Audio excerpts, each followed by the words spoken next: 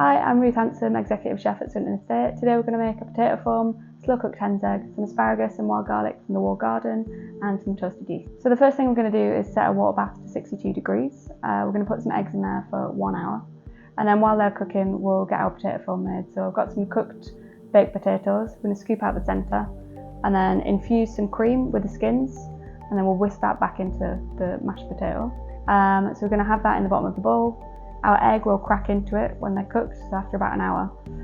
So the white will be quite runny still because that's going to cook at a higher temperature, 70 degrees, where we're only cooking the yolk in this process. But you can retain the white for making consommes and things afterwards.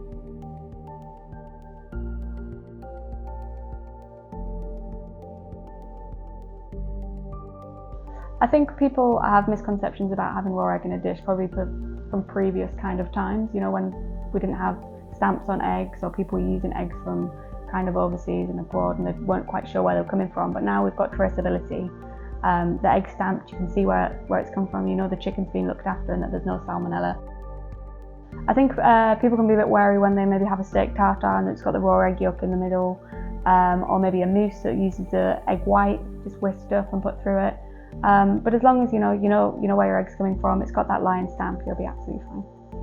And then we're going to just shave some asparagus, just lightly, just dress it with a little bit of rapeseed oil and salt, put that around. Got some yeast flakes on there which I've toasted in a little bit of butter.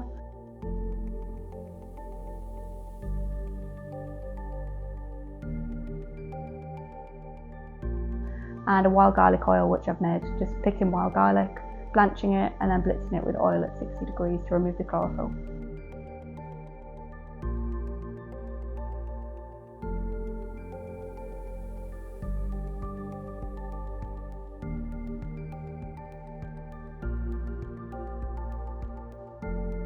So there we've got it, potato foam, slow cooked hen's egg using British Lion eggs, asparagus from the walled garden, wild garlic and toasted yeast.